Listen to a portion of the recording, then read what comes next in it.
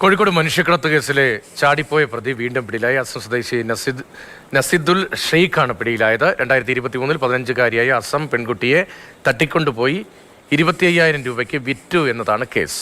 ഇംതിയാസ് കരീം വിവരങ്ങളുമായിട്ടുണ്ട്. ഇംതിയാസ്, ഈ കേസിന് ആസ്പദമായിട്ടുള്ള സംഭവം അത് എന്താണ്? എവിടെ വെച്ച് എങ്ങനെയാണ് ഇയാൾ വീണ്ടും പിടിയിലാകുന്നത്?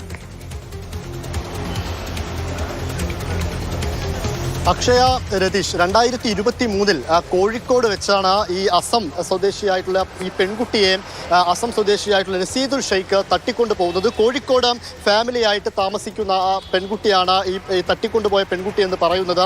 ആ പെൺകുട്ടിയെ മറ്റൊരു സ്ഥലത്തേക്ക് കൊണ്ടുപോവുകയും 25,000 രൂപക്ക് വിറ്റു എന്നതുമാണ് കേസ്. അങ്ങനെ വിൽക്കുകയും അത് പണം കൊടുത്ത് ഈ പെൺകുട്ടിയെ വാങ്ങിയാൽ ഈ പെൺകുട്ടിയെ പീഡിപ്പിച്ച് ഗർഭിണിയാക്കുകയും ചെയ്തിരുന്നു. അങ്ങനെ ഈ കേസിന്റെ അന്വേഷണത്തിനൊടുവിൽ അസമിൽ വെച്ച് തന്നെ ഈ പ്രതിയെ നസീദുൽ ഷെയ്ഖിനെ പിടികൂടുകയും ചെയ്തിരുന്നു. അങ്ങനെ അസമിൽ നിന്ന് കേരളത്തിലേക്ക് കോഴിക്കോട്ടേക്ക് കൊണ്ടുവരുന്നതിനിടയിലാണ് ഈ പ്രതി പോലീസിൽ നിന്നും ചാടിപ്പോകുന്നത്.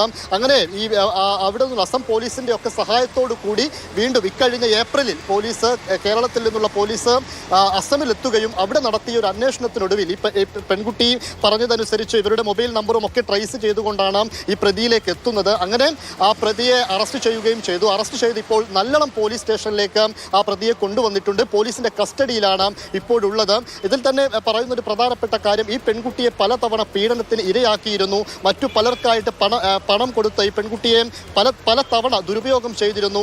അങ്ങനെ ഈ 25,000 രൂപക്ക് അവസാനമായി പെൺകുട്ടിയെ വാങ്ങിയാൽ ഇവരെ വിവാഹം കഴിച്ചിരുന്നുവെന്നുമാണ് പറയുന്നത്. അങ്ങനെ ആ വിവാഹത്തിന് ഇടയിൽ തന്നെ പലതവണ ഈ പെൺകുട്ടിയെ മറ്റു പലർക്കുമായിട്ട് പങ്കുവെക്കാനൊക്കെ ശ്രമിച്ചിരുന്നുവെന്നും പറയുന്നുണ്ട്. എന്തായാലും ആ പ്രതി ഇപ്പോൾ അറസ്റ്റിലായിട്ടുണ്ട്. ഇദ്ദേഹത്തിന്റെ നസീദുൽ ഷെയ്ഖിന്റെ പിതാവും ഇതിൽ പ്രതിയാണ്. പിതാവിനെയാണ് ഇനി പിടികൂടാനുള്ളത്. നേരത്തെ മറ്റൊരാളെ ഈ കേസിൽ പിടികൂടുകയും ചെയ്തിരുന്നു. അക്ഷയ.